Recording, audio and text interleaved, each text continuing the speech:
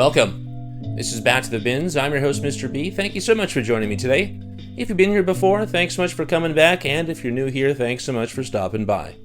This is a comic book collecting channel, and I'm a comic collector. These Sunday videos are intended to showcase the books I picked up this past week at my local comic shop. I've got a pull list, so I'm pretty familiar with what's happening in comics today. I love digging through the dollar bins, and I love digging through the back issue bins. So, if that sounds interesting to you, and you'd like to join me on my journey back to the bins, why don't you take a look over here, and I'll show you what I picked up. Alright, and like I said, these are the books I picked up this past week at my local comic shop, 204 Comics in Winnipeg, and as per usual, we start in alphabetical order, and that takes us to Action Comics, over at the fine offices of DC Comics. Here we have Action Comics, number 1087. That's a David Talaski variant. I tell you, every time we pick up an Action Comics, we're working our way to number 1100, so a little ways to go yet, just over a year. That's okay. Love this cover. I'm going to say contender for cover of the year just because of how beautiful it is, kind of Norman Rockwell-esque. And of course, with the Superman movie coming up, and Superman's dog being in it, I think this is a perfect cover as we get into the summer months of big-time movies. Pretty cool. Like that a lot. Keeping with DC, here you got one of my favorite books to read right now. This is DC vs. Vampires World War V, number 10. That's the Otto Schmidt A cover. Really enjoying this. A lot of fun. I think this is a 12-issue limited series, so we got a couple more to go. Always enjoying it, like I say. Great artwork, great action, kind of good humor as well, which is always a fun addition with some of these crazy kind of stories. So really like that. And I love this cover too. Love seeing Batgirl in this sort of look. I like that. Here's a big one. Here we've got The Death of the Silver Surfer. Of course, over at Marvel. This is issue number 1. This is the Dike Ruan A cover. Really love this A cover. Beautiful piece of work. Dike Ruan won cover of the year last year with the Darth Vader title. I think it was Darth Vader. But it had an image of Darth Vader anyway. But I really like this as well. Kind of up in the air about contender for cover of the year. I think this is great. This is definitely a fantastic A cover. I just don't know, for me, right now it qualifies. However, for every Silver Surfer number 1, there is a variant cover, and I had to get this one. Silver Surfer number 1, this is the Ron Lim foil, of course, probably kind of hard to tell. You can see how much of a... Well, there you go. Howdy, folks. But I really love this image. Just a beautiful looking Silver Surfer, and as far as I know, the second printing of issue number 1 is going to have a non-foil cover like this. So, might get that as well. Beautiful stuff. This is contender for cover of the year. Foil goodness, yes. The gimmick could win, but come on. Like, if you're going to do a foil, Silver Surfer is the perfect candidate, right? Keeping with Marvel, but going all the way back to 1962. Well, in theory. This is the Fantastic Four number 6, the facsimile edition from 2025, of course. This was originally on the shelves in June of 1962. Of course, we got Stan Lee and Jack Kirby doing some of their magic here, so super cool. Love seeing all of these great characters on the cover.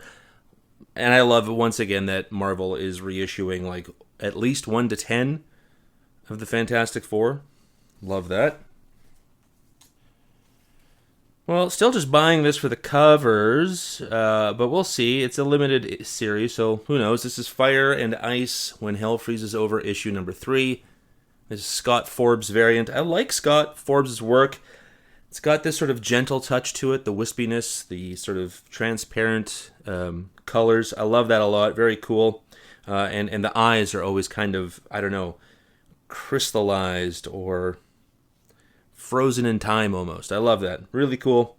And I guess that's probably appropriate for something called Fire and Ice. Back over to Marvel, we've got Giant-Size, The Amazing Spider-Man, issue number 1. That is a Scott Hepburn variant. I can't say no to a Spider-Man issue, especially when he's joined on the cover by the Fantastic Four. Super cool. Can't wait to read that. I think it's like in a bit of an anthology. If I'm not mistaken, there's a Kevin Smith story in here that I'm interested in reading. And just cool. More Spider-Man goodness. And of course, more Fantastic Four goodness. Here we have something that was strictly a cover by, and I think you can tell why. Look at this. This is just fantastic artwork. This is Giant-Size Dark Phoenix Saga #1. Ivan Talavera variant. I have been gravitating towards his work. I'm going to say this is a contender for cover of the year. I just love the textures of all of this. It's a striking image. I saw some fairly decent reviews about the book itself on League of Comic Geeks, so I might crack it open. Definitely bought it for the cover, and we'll see. There might be subsequent issues, and maybe they'll be just as great as this one. But very cool, definite contender here, folks. Here's this little anthology series that's got 2 issues left in its run. This is Hello Darkness, issue number 11. This is the Miguel Mercado A cover. I misspoke. This is issue 11, so there's one more issue left. I just read issue number 10. I think people are probably correct with the hit and miss thing. I've talked about how I like the diversity, how maybe it's not a story in here isn't as good as the previous story or the next story, but I like that. I like being able to read other people's work and look at other people's art within one comic book. I think that's pretty cool. So I think Boom's done some cool stuff here with this. I'm sure they'll continue this particular series in the future, and I've been happy reading it. So cool. And the covers have all been pretty cool. Oh yeah. Speaking of cool covers, here we've got The Loose End, issue number 4, the Robert Hack Home Alone homage variant. I think this is the final issue. I'll double check on that. Of course, yes. This is a Home Alone homage. This comic book, this storyline digs deep into Quentin Tarantino kind of stuff. It's been a fun ride, a little bit odd, maybe not the best, but because of its nature, it knows it's not taking itself seriously, so I don't have to either. So as a reader, if you're interested in Tarantino, or if you were born, in the late 70s, you know about the 80s stuff, you know about early 90s pop culture, this is for you. I think you'll enjoy this. Back over to Marvel. People have been wising up to this, although I don't think this one got favorable reviews, but maybe I'll think differently, because this is a title I'm reading. This is Phoenix number 12. That is the Lucas Werneck A cover. Yeah, it's a fun book. Really like this. Have enjoyed it, and I can't wait to see where this sort of new arc is going to take us, because it's been kind of a weird ride getting there. Everybody was happy to see this back on the shelves over in the independent section of your local comic shop. Here we have Something is Killing the Children, issue number 42. This is the Werther Del Adera A cover. Something is Killing the Children. And from what I've seen so far, people have been saying this is back on track. Everybody's very welcoming to this particular beginning. If this is a beginning of a new arc, I think it might be. It's classic, right? Something's Killing the Children. Here was a cover by. Been doing that with Spawn. I think that's sometimes the artwork really is quite catching. And this is one of them. This is Spawn, issue number 365. We've got a Mark Spears variant here. I don't know anything about this gorilla ape guy that's bionic, but it's Mark Spears. I had to get it. I thought it looked pretty cool. I also like the number 365. If I had a Spawn issue for every year, or for every day of the year, this would be the last one. Over to Marvel. We got Star Wars, issue number 2. That is a Lionel Francis Yu variant. We got some Luke Skywalker in his pilot outfit with his lightsaber jumping out of an explosion. This says, read me all over it if you're of a certain age. Looking forward to it. I don't think I have read the first one yet. Somewhere in the backlog. I'm usually about a month behind, so when this comes up, it probably is very close to coming up in my to-read list. So we'll get there soon, but I love that. And in keeping with Star Wars, here we have the adaptation, Star Wars The Rise of Skywalker, issue number 5, the David Lopez variant. I tell you this all the time too, but enjoying this more than the film itself. And I liked this cover more when I saw it on League of Comic Geeks before I pulled it. I wish it was a little bit more finely detailed, a little less grainy, but whatever. I love these variant covers for this particular run, so I'm happy nonetheless. Here is a cover. This, a contender definitely for cover of the year. I think this is just striking, obviously. This is Summer of Superman Special number 1. This is the second printing. The Alexander Lozano Virgin variant.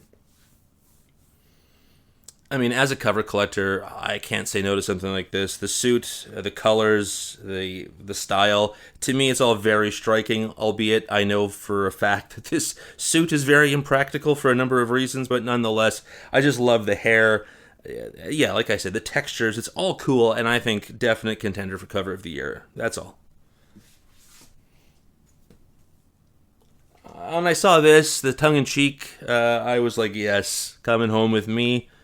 Here we have Toxie Team Up number 1, the Fred Harper Virgin variant. We got the Toxic Avenger and Jesus Christ from the pages of Second Coming. New Toxie trading card inside as well. Right there. We got, I guess that's Jesus with 3 loaves of bread and some fish. I love that. It's a gimmick. It's tongue-in-cheek. It makes me laugh. I can't wait to read it. It came with a collectible card. Yeah. I'm here for that.